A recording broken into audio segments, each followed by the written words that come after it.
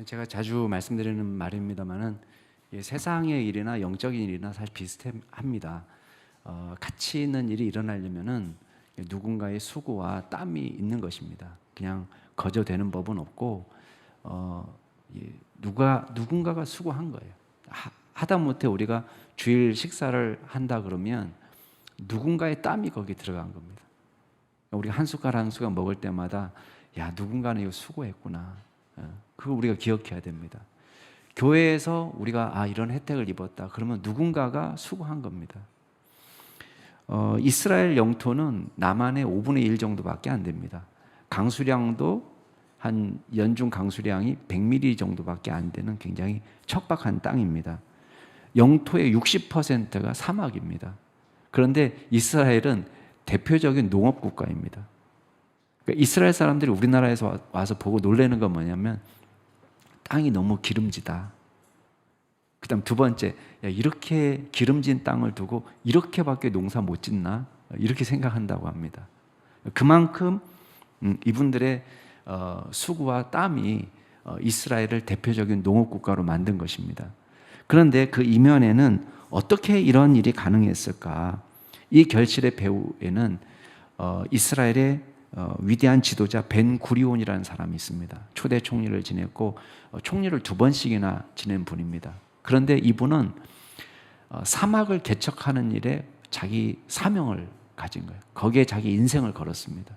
그래서 총리를 지냈으면 그 다음 인생은 되게 편하게 지내면 되잖아요. 그렇지 않습니다. 남쪽에 있는 네게부 사막 지역에 들어가 가지고 자기 남은 인생을 사막을 개척하는 일에 사용합니다. 87세에 돌아가실 때까지 그 사막을 개척하는 일을 하는데 이 사람은 아주 단신으로 유명한 지도자예요. 키가 152cm밖에 안 됩니다. 남자 키가. 그런데도 이 척박한 사막을 일구는데 자기 인생을 걸고 자기가 죽으면 우리 같으면 이제 국립묘지 같은 데 묻힐 수가 있잖아요. 총리를 2번씩이나 지낸 사람이니까.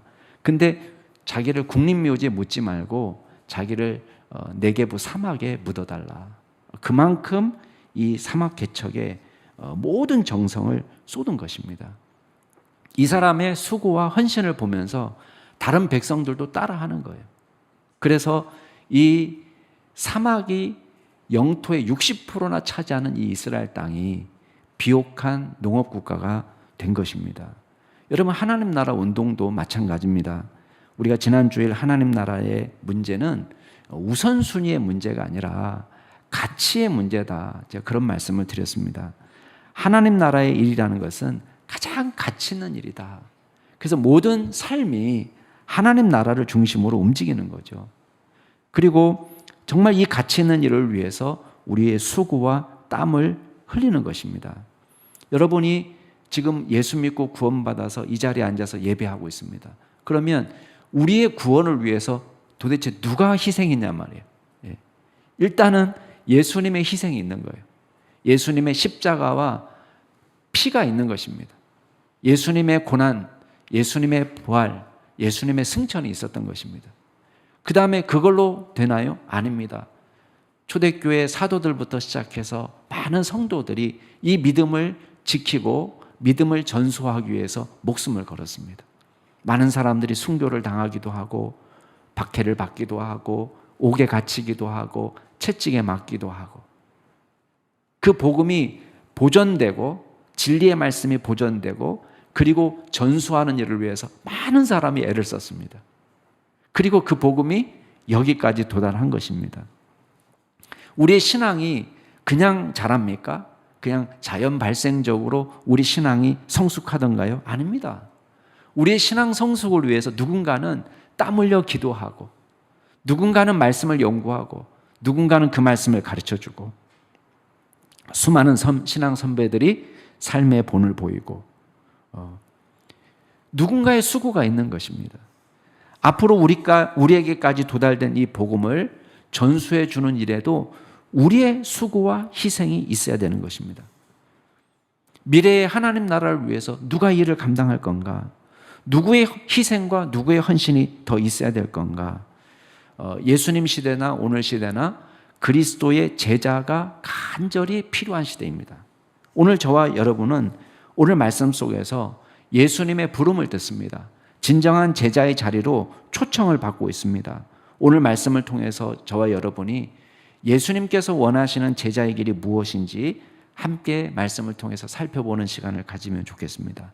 첫 번째 기억할 게 있습니다. 제자도는요, 개방적이지만 절대 통속적이지 않다는 거예요. 제가 다시 말씀드립니다. 제자도는 개방적이지만 결코 통속적이지 않다. 개방적이라는 말은 무슨 말이에요? 제자의 길은 누구에게나 열려있는 길이에요. 그런 점에서 엘리트 윤리가 아닙니다. 여러분, 제자로 산다는 것은 엘리트, 신앙 엘리트만의 일이 아닙니다. 특별한 사람만 제자로 사는 것이 아닙니다. 우리가 오해하기 쉬운 부분이 있습니다.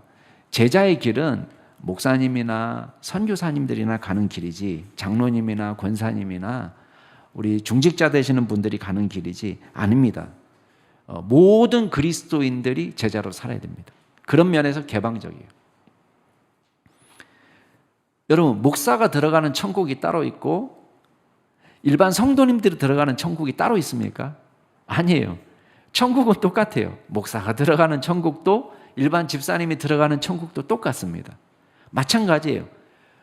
제자의 길도 목사의 제자의 길이 특별하고 일반 성도의 제자의 길이 차이가 있고 그거 아닙니다. 영역에 있어서는 차이가 있습니다. 영역. 목사가 해야 될 영역이 있어요. 집사님이 하는 영역이 있습니다. 우리의 영역이 다를 뿐이지 정도의 차이는 아닙니다. 제자의 길은 항상 최고의 가치로 주님을 두는 거예요. 하나님의 나라를 최고의 가치로 두는 것. 그게 제자가 살아야 될 일입니다. 여러분, 예수님이 하나님 나라 운동을 일으키실 때에 많은 사람들의 이목을 집중시켰습니다. 말씀의 권위가 나타나고 그분이 가는 곳마다 치유가 일어나고 죄인들을 부르시고 회복되는 역사가 나타나고 귀신 들려서 귀신에 사로잡혀서 일평생을 살던 사람이 하나님의 영에 사로잡혀서 복음의 증인이 되고, 여러분, 어느 종교 지도자들에게서 볼 수 없는 모습이 예수님에게서 나타났습니다. 자연스레 수많은 무리들이 예수님을 따르게 되었습니다. 그러나 그들 모두가 예수님을 따라다니는 모든 사람들이 그리스도의 제자는 아니었습니다. 여러분, 제자도는 아까도 말씀드렸어요. 개방적입니다. 그렇지만 모두가 다, 주님을 따르는 모두가 다 그리스도의 제자다 이렇게 말 못합니다. 그런 면에서 통속적이지 않다라고 말씀드리는 것입니다. 여러분, 하나님의 나라는 아무나 줬소. 아무나 들어와서 아무렇게나 살아도 그냥 교회 이름만 걸어놓으면, 왔다 갔다만 하면 다 그리스도의 제자가 되고 다 하나님 나라 백성이 된다. 여러분, 그런 나라가 아닙니다. 하나님의 나라는 우리가 생각하는 그런 믿음이 아닙니다. 예수님은 무리 중에서 진정한 제자를 찾고 계십니다. 여러분, 오늘 말씀에 보면요, 26절, 27절에서 계속 반복되는 말이 있습니다. 그게 뭡니까? 능히 제자가 될 수 없다는 말이에요. 참으로 확 끼얹는 말씀을 하시는 거예요. 왜? 지금 잘 따라오고 있는데, 예수님 따라다니고 있는데, 무리를 보시면서 하시는 말씀이 능히 제자가 될 수 없다, 이 말을 2번씩이나 하고 계십니다. 꼭 그래야만 되겠습니까? 여러분, 오늘날에는 많은 사람들이 대중성을 확보하는 것이 성공의 척도라고 착각합니다. 조회수에 울고 웃습니다. 그렇죠? 클릭수에 울고 웃습니다. 조회수가 많으면, 야, 나를 좋아하는구나. 적어도 관심을 받고 있구나. 정말 그렇습니까? 여러분, 하나님의 나라는 클릭수에 좌우되는 게 아니에요. 조회수하고 관련 있는 게 아닙니다. 교인의 수가 많다는 거 좋은 일입니다. 그러나 그것이 곧 건강한 교회는 아닙니다. 왜곡된 교리를 주장하는 이단 교파들에게도 사람들이 우글우글 모입니다. 요새는 이단 교파들이 그거 자랑하더라고요. 우리가 정통인지 이단인지 그걸 가리는 기준으로 사람들이 이렇게 많이 모였다, 이거 얘기해요. 우리가 이단이면 이렇게 많이 모일 수 있냐, 이렇게 얘기하더라고요. 천만의 말씀이에요. 여러분, 이단에 미혹돼서 우글우글 따라다니는 경우도 있습니다. 근데 예수님은 지금 능히 내 제자가 되지 못한다, 반복해서 강조합니다. 여러분 왜 그렇습니까? 제자가 된다는 것은 연예인을 따라다니는 것처럼 단순히 예수님께 환호하는 팬심, 팬심이란 말 많이 쓰죠. 팬심. 영어 팬하고 마음 심자하고 두 가지 같이 놓은 거를 팬심이라고 하는데, 요새는 이제 말도 막 이렇게 합칩니다. 막 팬심. 여러분 팬심이 제자도는 아니에요. 우글우글 따라다닐 수 있습니다. 여러분 그리스도인이 된다는 것은요, 제자가 된다는 걸 의미하는 거예요. 이걸 두 가지를 나눌 수가 없습니다.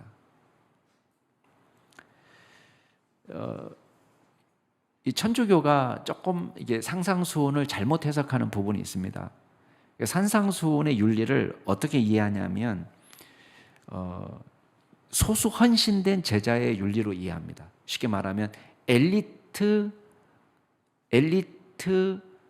크리스찬의 윤리예요. 그러니까 산상수훈대로 사는 거는 일반 사람들은 꿈꾸지 마라. 그럼 누가 하는 일이냐? 그건 신부님이나 수녀님들이나 이렇게 하는 거다라고 가르칩니다. 이게 엘리트 윤리예요.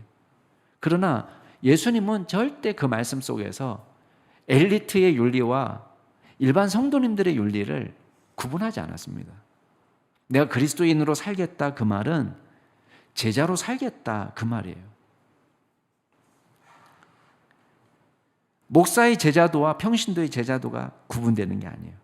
직분은 다를 수 있고 은사도 다르고 섬김의 모양도 다르지만 믿음은 같은 수준의 믿음을 요구하는 것입니다. 여러분 오늘 예수님께서 우리에게 요구하시는 제자의 조건을 한번 따져보시기 바랍니다.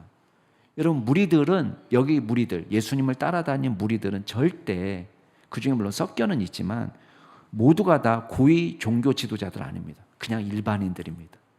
일반인들. 근데 그 일반 지극히 평범한 사람들, 예수님을 따라다니는 무리들, 근데 예수님 뭘 요구하시는 거예요? 제자답게 사는 것을 기대하시는 거예요. 자, 다시 한번 제가 강조합니다. 하나님 나라는 개방성을 갖습니다. 누구에게나 열려 있습니다. 죄인도 연약한 자도 모두 다 주님의 나라에 초대를 받습니다. 아무리 극악무도한 죄를 지어도 주님의 나라에 초대를 받습니다. 그러나 일단 예수님 앞에 나와서 그 다음엔 회개하고 그리스도의 제자가 되는 것입니다. 회개하고 그리스도의 제자가 된다는 것은 말씀대로 제자답게 산다는 것을 의미합니다. 예수님의 인기가 아무리 수죽상정하고 아무리 많은 사람이 따라다녀도 아무나 조소한 나라가 아닙니다. 여러분 믿음에는요, 자 2분의 1 믿음이 있고 3분의 1 믿음이 있어요. 2분의 1 믿음, 3분의 1 믿음, 5분의 4 믿음, 아니 100분의 99 믿음. 여러분 우리가 온전히 주님을 신뢰하지 않는 그 나머지는 다 어떻게 되는 거예요? 의심이 됩니다. 의심, 불신앙. 주님이 우리의 삶의 전부라는 것을 받아들이는 것이 바로 주님을 영접하는 거예요. 그게 믿음이에요. 주님의 삶을 2분의 1만 내가 수용하고 주님의 능력을 내가 2분의 1만 믿겠다. 이거는 의심입니다. 예수님은 저와 여러분을 제자로 부르고 계십니다. 자, 두 번째 우리가 기억할 게 있습니다. 그렇다면 예수님이 제시하시는 제자의 길이란 뭐냐? 무리를 딱 보시면서 예수님이 무리들에게 제자가 되기를 요구하시면서 요구하시는 게 있습니다. 그게 뭐냐? 26절 말씀 같이 한번 읽어보겠습니다. 26절 시작. 물은 내게 오는 자가 자기 부모와 처자와 형제와 자매와 더욱이 자기 목숨까지 미워하지 아니하면 능히 내 제자가 되지 못한다. 와, 너무 센 말이에요. 그죠? 우리가 이 말씀을 읽을 때마다 너무 세다, 그렇게 생각할 때가 있습니다. 물론 이제 오해는 있습니다. 어떤 오해냐면 여기서 미워하다는 의미는 우리가 흔히 생각하는 감정적인 미움은 아니에요. 우리가 감정적인 의미에서의 미워하다가 아닙니다. 여기서 미움이라는 것은 히브리식 사고에서는 어떤 거냐면 양자택일에 있어서 덜 중요하게 생각하는 거예요. 그걸 미워하다라고 표현합니다. A냐 B냐를 두고 선택해야 될 기로에서 나는 이게 아니야. 이게 미워하는 거예요. 난 이거 아니야. 이게 미워하는 거예요.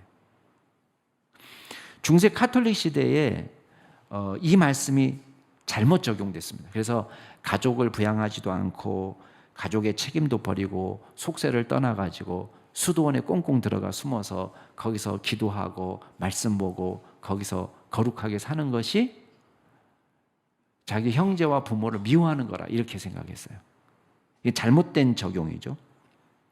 최근 어떤 이단들도 아마 이 말씀을 문자 그대로 적용하도록 강조하는 것 같아요. 그래서 일단 그 이단에 들어가면 훈련을 받다가 나중에 어떻게 되냐면 집을 떠나도록 해요. 그래서 집단 생활을 하도록 하는데, 그러면 엄마는 누구냐? 아빠는 누구냐? 엄마는 아줌마로 생각하라는 거예요. 아줌마. 그래서 심지어 진짜 아줌마라고 부르는 거예요. 이 아이가. 나는 자기 부모와 처자를 떠나서 형제 자매를 떠나서 그걸 미워하지 않으면 능히 내 제자가 되지 못한다. 이러니까요. 거기서 가르칠 때 뭐라고 가르치냐면 엄마를 엄마라고 부르지 않고 아줌마, 아빠는 아저씨, 남처럼 생각하는 거예요. 여러분, 이 말씀은 예수 믿고 진짜 제자가 되기 위해서는 우리 모든 세상적인 인간관계, 또 모든 가족관계, 이걸 다 해체하라.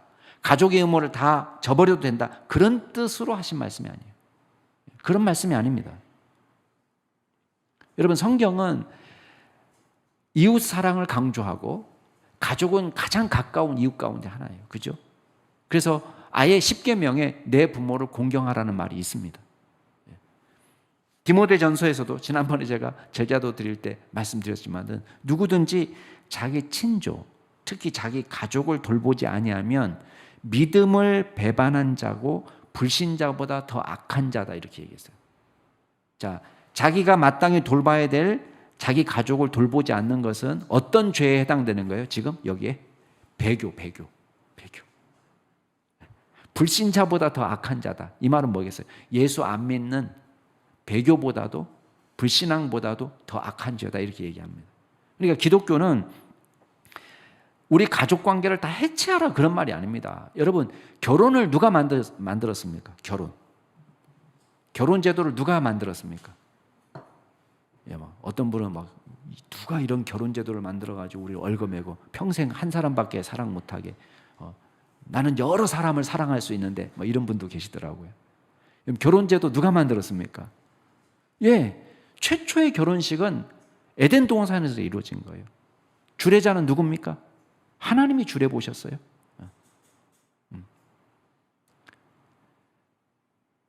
하나님께서 가족을 만드시고 사랑을 만드시고 사랑하게 하시고 가족 구성원을 이루게 하시고 생육하고 번성해서 땅에 충만하라고 이야기하셨어요. 여러분, 가족을 버리라는 뜻이 아닙니다. 근데 오늘 말씀이 가르치는 건 뭡니까? 예수님, 그리스도의 제자, 하나님 나라, 하나님, 이것이 우리 인생의 최고의 가치를 갖는다는 걸 말해요. 이 가치를 중심으로 생각하면 나머지는 전부 다 상대적 가치를 갖는 것입니다. 지난주에 말씀에서도 제가 하나님의 나라는 최고의 가치를 갖는다 말씀드렸습니다. 여러분, 부모님 때문에 내가 제자가 되는 걸 포기한다? 배우자 때문에 내가 그리스도의 제자로 살면 안 된다? 이게 아니라는 거예요. 하나님 나라가 최고의 가치가 되기 때문에 그걸 중심으로 우리가 인생을 살아가는 것입니다. 하나님의 백성답게 가족을 꾸리고 하나님의 백성답게 아내를 사랑하고 하나님의 백성답게 남편도 사랑하고 부모를 사랑하고 자녀도 사랑하고 심지어는 자신의 생명까지도 상대적 가치를 갖는다는 거예요. 왜? 그리스도를 따르는 것이 최고의 가치를 갖기 때문에. 그러면 이런 독재, 이런 강압이 어디 있습니까? 여러분, 이렇게 생각하십니까? 아니에요.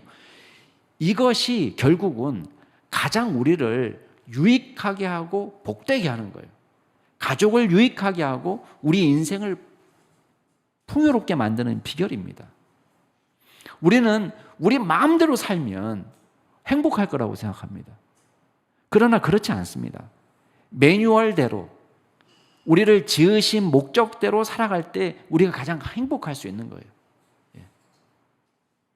자신이 빚어진 목적, 하나님이 우리를 당신의 형상대로 만드시고 우리에게 가장 풍성한 삶을 예비해 주시면서 그 삶을 살아가는 비결을 가르쳐 줬어요. 그게 매뉴얼이에요. 그게 성경입니다. 하나님의 말씀입니다. 하나님이 다스리는 나라를 생각해 보세요. 지난주에 우리 얘기했잖아요. 하나님이 다스리는 나라가 부족함이나 모자람이나 결핍이나 없어요. 근데 우리는 그 다스림을 거부하고 내 생각대로 살기를 기뻐하는 거예요. 여러분, 우리의 생각대로 사는 것은 가장 지혜로워 봐야 IQ 150이나 160이 돌아가는 머리예요. 우리는 이것이 가장 기쁘고 복된 일이라고 생각해요. 그걸 추구해서 살아갑니다. 근데 정작 결과는 뭐예요? 우리 인생에서 이게 아닌가 보다. 여러분, 이거를 우리가 목사님, 저는 꼭 해봐야 되겠습니다. 나는 해봐야지 직성 풀립니다. 누가 말립니까? 해보겠다는데. 아무도 못 말려요. 근데 여러분 보세요. 우리 인생은 한 번이에요. 이 한 번 갖고 모험하지 말라는 것입니다. 목숨 갖고 장난치지 말라는 것입니다. 우리의 부모의 생명, 우리의 배우자의 생명, 우리 자녀의 생명, 내가 아는 지인들의 생명, 영원한 생명이 뭐에 달려 있느냐? 여러분, 우리는 우리의 부조로, 우리의 축의금으로, 우리의 노력으로, 우리의 수고로 단 1분도 이 사람들의 생명을 연장시켜 줄 수 없습니다. 하나님의 나라의 가치를 알고 주님의 제자가 되는 길만이 가장 복된 길이에요. 근데 우리는 엄한 곳에서 해법을 찾으려고 합니다. 제자도에서 또 한 가지 더 중요한 게 뭔지 아세요? 아까 제자도에서 중요한 것은 하나님 나라를 최고의 가치로 두는 것, 예수님을 최고의 가치로 두는 것. 제자도에서 또 중요한 게 있습니다. 그건 뭐냐면 소명대로 살아가는 거예요. 자기의 사명대로, 부르심 따라 살아가는 것. 27절 말씀 같이 한번 읽어볼까요? 27절 같이 읽겠습니다. 시작. 누구든지 자기 십자가를 지고 나를 따르지 않는 자도 능히 내 제자가 되지 못하리라. 예수님의 말씀을 듣는 청중들은요, 십자가 하면 딱 느낌이 다릅니다. 우리의 느낌하고. 여러분, 십자가 하면 어떤 느낌이 듭니까? 목걸이가 떠오르고, 교회 종탑이 떠오르고, 그죠? 귀고리가 떠오르고, 액세서리, 십자가.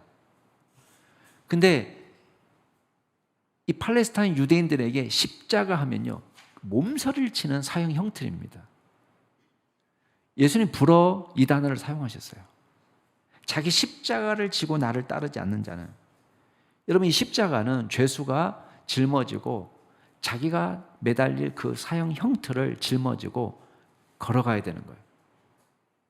선택의 여지가 없습니다. 강제로 짊어지고 가는 것입니다. 선택지가 없는 것입니다. 무조건 불가피한 그런 짐입니다.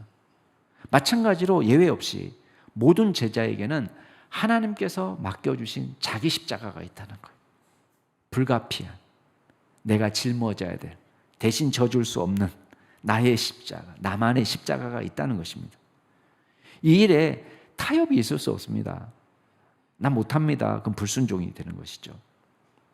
기호에 따라서 선택적 거부가 일어날 수 없는 것입니다. 그건 참된 제자가 아닙니다. 참된 제자는 뭐냐? 내게 주어진 일이 때로는 힘들고 버겁지만은 자기만의 십자가를 지고 가는 거예요. 그러면 이제 여러분 머릿속에 막 돌아가겠죠. 와, 내 십자가가 도대체 뭐지? 여러분, 내 십자가를 너무 멀리서부터 찾지 마세요. 물론 멀리 있을 수 있습니다. 그러나 우리의 십자가는 지금 내가 처한 곳에서 내 가까이, 내가 지금 해야 될 일, 그게 내 십자가예요. 일단은 그것부터 하는 거예요. 작은 일에 충성하는 거예요. 어떤 분들은요, 되게 큰 일만 자꾸 생각해요. 이거 꼭 하고 싶어. 내가 하고 싶은. 여러분, 내가 하고 싶은 일이 십자가가 아닙니다. 내가 짊어져야 될 짐이 십자가입니다. 목회자로 살다 보면 제가 하고 싶은 일만 하지 않습니다. 제가 해야만 하는 일이 있습니다. 최근에 제가 강의 부탁을 받고 강의안을 준비하고 있는데 너무 힘들고 싫었기 때문에 제가 그분에게 여러 차례 고사했습니다. 베트남에 있는 현지 분들을 대상으로 한 신학 강의인데 일단 통역이 붙고 또 강의를 또 해야 될 분량이 많고, 이걸 요새는 이제 제가 베트남으로 들어가지 않고 여기서 해야 되잖아요. 줌을 이용해서 하는 건데 강의안을 너무 많이 준비해야 되는 거예요. 그래서 제가 못한다 소리를 많이 했습니다. 작년부터 부탁받은 건데 제가 거절하고 했는데 할 사람이 없다고 해서 결과적으로는 제가 그 일을 맡게 됐습니다. 근데 제가 처음에는 투덜대면서 이게 뭐 돈 나오는 것도 아니고 우리 시간과 노력과 재능이 많이 들어가야 되는 건데 강의안도 꼼꼼히 준비해야 되고 이게 버겁게 느껴졌습니다. 근데 어느 순간 제가 깨달았습니다. 그동안에 준비된 것을 여기다 다 쏟아붓는 것이 일단 내가 할 일이구나. 우리가 하고 싶은 일만 하는 건 아닙니다. 그러나 작은 일에 우리가 하나씩 충성하다 보면 그 일이 돈 되는 것도 아니고 무슨 칭찬받는 일도 아니고, 그렇지만 차근차근 그 일을 하다 보면 주님이 우리에게 맡겨주신 사명을 감당할 수 있는 것입니다. 여러분, 비용이 들어갑니다. 수고가 들어갑니다. 땀이 들어갑니다. 예수님이 두 가지 비유를 연이어서 하세요. 두 가지 비유. 첫 번째 비유는 망대 세우는 건축가를 제자에 비유합니다. 제자가 어떤 삶이냐? 이 건축가처럼. 또 하나의 비유는 전쟁을 앞둔 임금에게 비유해요. 한번 읽어보실래요? 28절부터 30절 같이 한번 읽어보겠습니다. 시작. 너희 중에 누가 망대를 세우고자 할진대 자기의 가진 것이 준공하기까지에 족할는지 먼저 앉아 그 비용을 계산하지 않겠느냐. 그렇게 아니하여 그 기초만 쌓고 능히 이루지 못하면 보는 자가 다 비웃어 이르되 이 사람이 공사를 시작하고 능히 이루지 못하였다 하리라. 자, 건축하시는 분들은 다 아실 겁니다. 중간에 비용 없으면 뭐 하다 말지 이렇게 건축 시작하는 사람 있나요? 그런 사람 없습니다. 그죠? 아니 뭐 기초공사 비용만 있으니까 뭐 기초공사 하다 말지 뭐 이렇게 생각하고 건축을 시작하는 사람은 없습니다. 일단 건물은 완공되지 않으면요 아무짝에도 쓸모없어요. 흉물입니다. 그냥 폐기물, 건축 폐기물 똑같습니다. 어중간하게 중단돼 가지고 한참 세월이 흘러보면 그 다음에 이어서 건축하기도 어려워집니다.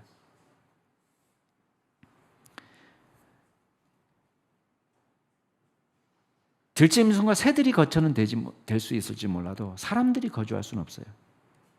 이 비유가 우리에게 가르쳐주는 바는 간단합니다. 여러분, 제자가 되기 위해서는 희생이 적지 않기 때문에 앉아서 꼼꼼히 따져보고 제자로 나서라는 거예요.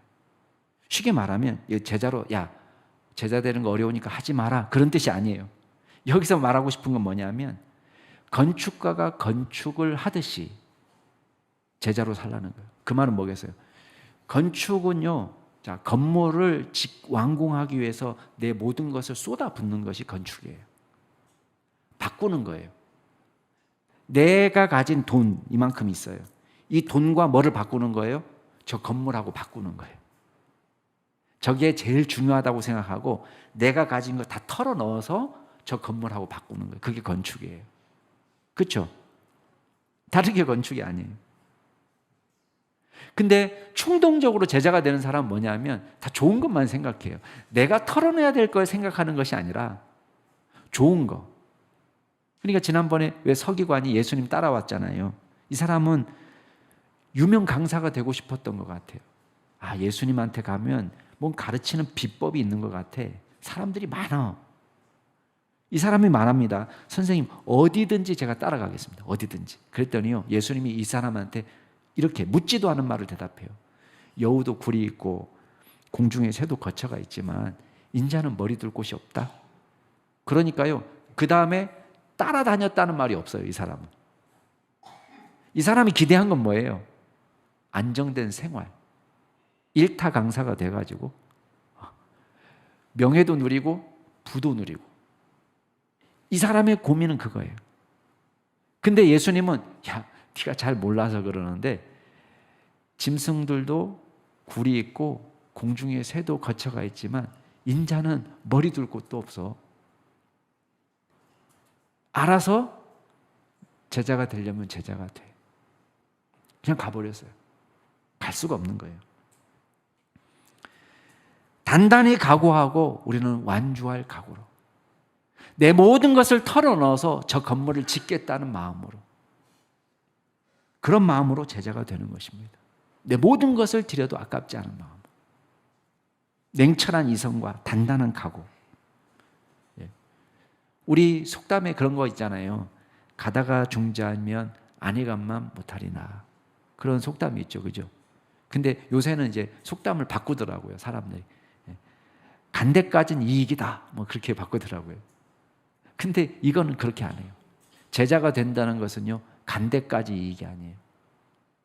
끝까지 가는 거예요, 끝까지. 두 번째 비유는 전쟁을 수행하려는 임금 비유인데 31절부터 33절까지 같이 한번 읽어보겠습니다. 시작. 또 어떤 임금이 다른 임금과 싸우러 갈 때에 먼저 앉아 1만 명으로서 저 2만 명을 거느리고 오는 자를 대적할 수 있을까 헤아리지 아니하겠느냐. 만일 못할 터이면 그가 아직 멀리 있을 때에 사신을 보내어 화친을 청할지니라. 이와 같이 너희 중에 누구든지 자기의 모든 소유를 버리지 아니하면 능히 내 제자가 되지 못하리라. 여러분, 이 비유는요, 자기 십자가를 강조합니다. 자기 십자가. 아까도 말한 것처럼. 자, 왕이 전쟁을 앞두고 가장 먼저 고려할 건 뭐죠? 승리의 여부입니다. 특별히 1만 명밖에 안 되는데 저 2만 명과 싸워야 되는다? 그러면요, 정신 바짝 차려야 돼요. 이거는 진짜 올림픽 정신으로 할 수 없는 거예요, 전쟁은. 저도 좋다, 그런 마음으로는 전쟁하면 안 돼요. 왜? 내 목숨만 달려있는 것이 아니라 내 가족, 내 국민 모두의 목숨이 달려있어요. 나의 결단이. 차라리 질 것 같으면 화친을 내라, 사신을 보내서 항복해라, 이 말이에요. 항복해라. 그러면 뭐예요? 항복하는 것은 자존심은 상해도 뭔 살릴 수 있어요? 백성들은 살릴 수 있어요. 내 가족은 살릴 수 있어요. 나는 죽을 수 있어요. 예. 왕은 항복해도 죽을 수 있잖아요, 그죠? 우리가 져야 될 십자가를 상기시킵니다. 건물을 지을 때도 마찬가지예요. 아까도 말한 것처럼 비용, 좌절, 수고, 땀 다 들이는 거예요. 전쟁도 마찬가지입니다. 필연적으로 피 흘림, 죽음의 피냄새가 진동합니다. 여러분, 돌격 앞으로 그러는데 미동도 없이, 호흡이 가빠짐 없이 진격할 수 있나요? 아닙니다. 거칠게 숨을 몰아쉬면서 땀을 흘리면서 적지로 돌격합니다. 목숨을 걸지 않는 전쟁이 있습니까? 아닙니다. 패배가 확실하다면 화친을 선택해야 됩니다. 자존심도 내려놔야 돼요. 이게 내 사명이에요. 불합리하고 불리한 조건에서 화친이 이루어질 수밖에 없습니다. 그러나 다수를 살리기 위해서 내가 내려놓는 거예요. 내 걸 버리는 거예요. 제자가 되는 것은 마찬가지입니다. 그리스도를 따르기 위해서 희생이 따릅니다. 실제로 제자들은 예수님을 전한다는 이유로 법정에 섰습니다. 채찍을 맞고 옥에 갇히고 협박도 당하고 고문도 당하고 심지어는 순교하기에 이르렀습니다. 여러분, 가벼운 산책하듯이 제자가 될 수 없습니다. 숨이 턱에 차도록 힘겹게 짊어져야 될 자기 십자가가 있는 것입니다. 아프지 않은 십자가, 가벼운 십자가, 그런 십자가 없습니다. 저마다 자기 십자가를 질 때는 숨을 헐떡이고 턱에 숨이 차도록 힘겹게 짊어지고 나가야 됩니다. 예수님은 제자에게를 다음과 같이 정리해 주셨습니다. 33절에 보면 이와 같이 너희 중에 누구든지 자기의 모든 소유를 버리지 아니하면 능히 내 제자가 되지 못한다. 여러분, 기독교는 사유재산을 인정하지 않는다는 말입니까? 모든 재산을 처분하라는 말입니까? 그렇지 않습니다. 그러나 제자가 되기 위해서는 내가 소중하게 여기는 그 어떤 것도 능히 내려놓을 수 있는 자발적으로, 누가 시켜서가 아니라 자발적으로 내려놓을 수 있는 각오가 필요합니다. 모든 소유는 상대화되는 것입니다. 어떤 희생을 치러서라도, 내 목숨을 바쳐서라도, 내 모든 능력과 실력을 바쳐서라도, 내 젊음을 바쳐서라도 제자로 살겠다, 그런 각오가 있어야 됩니다. 여러분, 마지막으로 예수님께서는 저와 여러분들이 지속적으로 끝까지 제자의 삶을 이어가기를 기뻐하세요. 여러분, 명목상의 제자가 아니라 진짜 제자로 우리를 부르셨다고 말씀드렸습니다. 근데 갑자기 제자도를 이야기하다가 소금 이야기합니다. 여러분, 33절 34절 한번 보세요. 여기 보면 소금이 아무리 좋아도 소금이 그 맛을 잃으면 무엇으로 짜게 할 거냐, 땅에나 거름에나 쓸데없어 내버린다. 들을 귀가 있는 자는 들을지어다. 여러분, 지금은 소금이 굉장히 흔하지만 예수님 당시에는 소금이 굉장히 값진 것입니다. 근데 아무리 비싼 소금도 소금의 가치를 하려면 뭐 해야 되는 거예요? 짜야 돼요. 짜지 않으면 그건 소금이 아니에요. 돌덩이에요. 돌덩이. 버려야 되는 거예요. 마찬가지입니다. 옛날에 짰었다, 아무 의미 없습니다. 지금 소금이어야 돼요. 그죠? 옛날에는 짰었다, 왕년에는 좋았다, 아무 의미가 없습니다. 여러분, 이 소금이 맛을 잃지 않도록 끝까지 제자로 살라는 거예요. 가치를 잃어버리지 않는 제자로 끝까지 살라는 것입니다. 마찬가지입니다. 그리스도인이 가장 멋있을 때는 뭐냐? 예수쟁이다울 때. 목사가 가장 멋질 때는 뭡니까? 목사다울 때. 교회가 가장 멋질 때가 언제입니까? 교회다울 때. 교회인지 세상인지 구분이 안 되고, 목사인지 연예인인지 구분이 되지 않고, 그리스도인인지 불신자인지 구분이 되지 않고 맛을 잃어버린 것입니다. 여러분, 이 맛을 잃다는 단어는 그리스어로 어리석게 되다는 의미를 갖습니다. 똑같은 말이에요. 맛을 잃다, 그 말은 어리석게 되다. 그 말은 뭐예요? 소금이 쓸데없이 되다, 쓸모없게 되다, 그런 겁니다.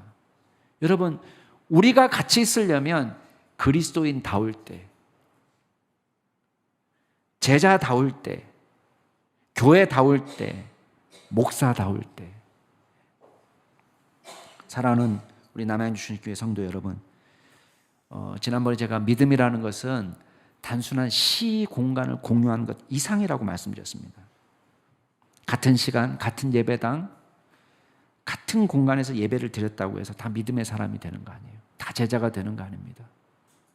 그 이상을 요구합니다. 여러분, 미용실에 들어가는 사람의 목적은 여러 가지입니다. 여러분, 왜 미용실에 다녀오셨습니까? 어떤 사람은 염색을 하려고, 어떤 사람은 헤어컷을 하려고, 어떤 사람은 파마를 위해서 미용실에 다녀옵니다. 미용실에 몇 번 가면은 미용 기술을 가질 수 있습니까? 파마를 아무리 다녀봐도 100번 파마했다고 해서 여러분들이 갑자기 어느 날 헤어컷을 할 수 있는 게 아니에요. 그렇죠? 머리를 100번 말고 있었다고 해서 나도 머리 많은 사람이 되는 건 아닙니다. 기술을 배워야지 헤어 디자이너가 됩니다. 마찬가지입니다. 여러분, 교회를 100번 다니고 1000번 다니고 10,000번 다니고 이렇게 해서 제자가 되는 게 아닙니다. 제자가 된다는 것은 교회를 오래 다닌다는 것이 아니라 내가 이 복음을 위해서 내 모든 것을 드릴 각오를 하고, 주님을 위해서 내 모든 가치가 상대화가 되고, 주님 나라 위해서 내 십자가를 지고 내가 능히 제자로 살겠다, 따라 나설 때에 우리를 통해서 위대한 하나님의 역사가 나타나게 될 줄로 믿습니다. 저와 여러분이 들락날락하는 그런 무리로 남는 것이 아니고 그리스도의 제자로 주님 나라 백성답게, 성도답게 여러분의 일상이, 여러분의 직장생활이, 여러분의 가정생활이, 여러분의 인간관계가 크리스찬답게 살아가는, 제자답게 사는 믿음의 종들이 다 될 수 있기를 주의 이름으로 축원합니다. 같이 한번 기도하겠습니다. 이 시간 기도할 때 그런 기도하면 좋겠습니다. 주님을 우리의 중심에 모시고 가장 귀한 것으로 알고 섬기는 그리스도의 제자가 되게 하옵소서. 두 번째 기도하실 때는 주님, 제가 감당해야 될 십자가가 무엇입니까? 아직도 제가 모르고 깨닫지 못하고 짊어지지 못한 나의 십자가가 무엇입니까? 제자답게 살기 위해서 내가 감당해야 될 사명이 무엇입니까? 주님께 여쭤보시고 그 사명을 감당하도록 힘을 달라고 기도하는 시간을 갖겠습니다. 이 시간 같이 한번 통성으로 말씀을 생각하시면서 함께 기도하시겠습니다. 아버지 하나님, 주님께서 저희들을 불러주시고 인도하여 주셨습니다. 아버지 하나님, 주님 저희들을 제자로 불러주셨는데 주님을 우리가 마음 가운데 모시고 주님을 왕이라고 주님이라고 주님이 우리의 삶의 주인이시라고 고백하면서도 우리 멋대로 살았던 우리 잘못을 회개합니다. 하나님, 우리가 그리스도의 제자답게 하여 주옵소서. 제자로 살게 하여 주옵소서. 그리스도를 최고의 가치로 두고 하나님의 나라를 최고의 가치로 두고 예수 그리스도를 따라가는 일에 내 삶을 온통 드리는 믿음의 종들이 되게 하여 주옵소서. 주님을 생각하면서 아껴두는 것이 한 번도 없도록 도와주시고 주님을 위해서 아껴두는 것이 없이 모든 것을 다 드릴 수 있는 귀한 마음을 허락하여 주옵소서. 그리하여 주님, 이 땅에서 우리가 살아갈 때에 제자답게 인간관계도 맺게 하시고 제자답게 물질도 사용하게 하시고 제자답게 시간을 쓰게 하여 주시고 제자답게 부모로서 제자답게 자녀로서 제자답게 배우자로서 살아가는 저희들 되게 하여 주시고 제자로서 직장생활도 하고 제자로서 주님 사람도 만나는 귀한 역사가 일어나게 하여 주옵소서. 그리하여 우리를 통하여 하나님의 복음의 역사가 충만하게 나타나게 하여 주옵소서. 주님, 우리가 짊어져야 될 나의 십자가가 있습니다. 하나님, 우리가 짊어져야 될 그 십자가를 우리가 믿음으로 짊어지게 하여 주시고 하나님, 그것 때문에 계산하고 또 그것을 따지고 자신의 이익을 따지고 생각하지 않게 하시고 내가 마땅히 감당해야 될 그 십자가를 능히 짊어지는 저희들 될 수 있도록 주여 인도하여 주시옵소서. 아버지 하나님, 그 일들을 감당함에 있어서 하나님 능히 주님 앞에서 순종하는 마음으로 감당하게 하시고 주님, 우리가 잘 알지 못하는 나만의 십자가가 있다면 주님 알려주시고 깨닫게 하여 주셔서 그 십자를 기쁘게 해줄 수 있는 믿음의 종들이 될 수 있도록 주여 인도하여 주시옵소서. 하나님, 그리하여 그리스도의 제자로 온전히 살아가는 믿음의 종들이 다 될 수 있도록 주여 인도하여 주시옵소서. 주님께 모든 영광 올려드립니다.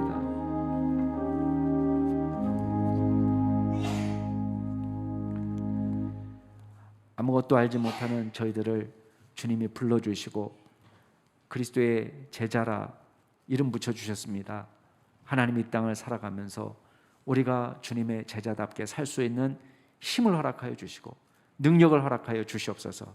내가 마땅히 짊어져야 될 나의 십자가를 기쁨으로 짊어지는 믿음의 종들이 다 될 수 있도록 도와주시옵소서. 감사드리며 모든 말씀 우리 구주 예수 그리스도의 이름으로 기도드리옵나이다. 아멘.